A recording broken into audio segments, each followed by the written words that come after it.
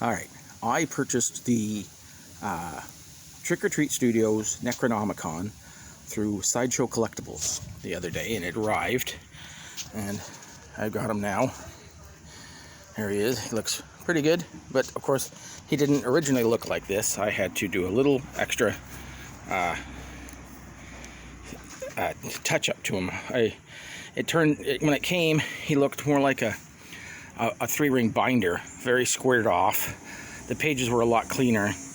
I found a website where they do a repaint and a touch-up to make him look 10 times better than when he originally arrived in. So I did what they said for the most part. I did paint the face in, just some black acrylic paint I got from the dollar store that I happen to have anyway from craft stuff, just to paint in the eyes and black in the mouth there, and a little in the nostril, right? And then they recommended when you get it, like I said, it looks like a 3-ring binder. So you can take the corners and roll them over so you get that rolled spine look of a book. And you just take it and you can bend it and shape it. And because it's essentially cardboard with like a rubber coating or something, it does fine. Then the inside, and then of course I bend the cover too. Like you could bend it all up and make it look all crooked and gnarly, right? And then the inside, when you get it, does not look like this. Oops, sorry. Doesn't look quite like this.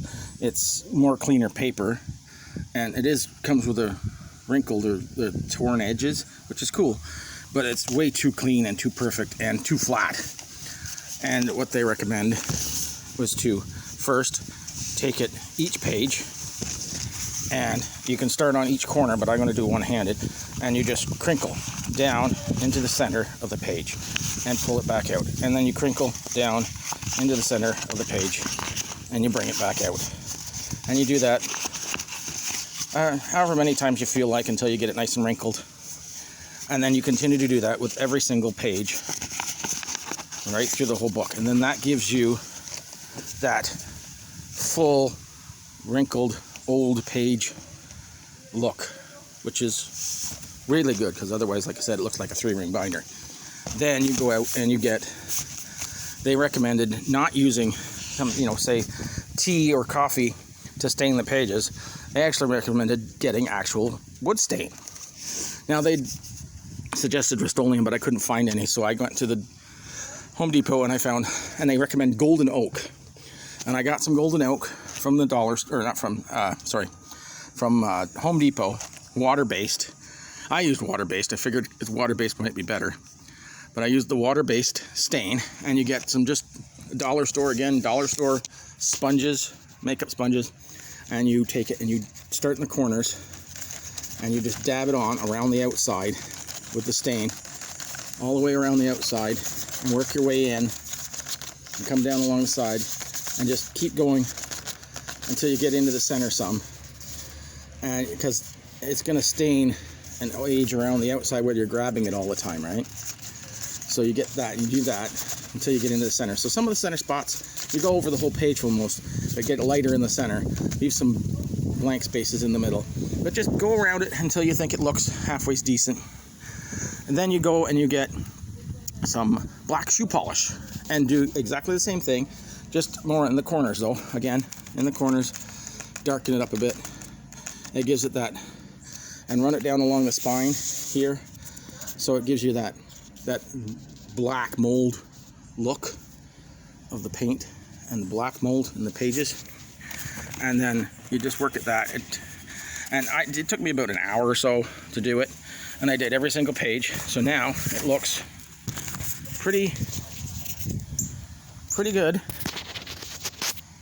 I'm just trying to, but you can see how I did every single page through the book, so it made it look a lot older and like it's been buried for a couple of 100 years sort of thing, and black, moldy, and dirty. Now I didn't put any blood spots on it, but again, you could put some blood on there. Just flick it on with a toothbrush or something, or just dab some drops in there, smear them on with red paint that you can get too. I haven't done that myself, but they didn't. Then I did take the same black paint and go around the edge here to give it that more darkened look. But I think it turned out really well, 10 times better than, like I said, than originally when it came.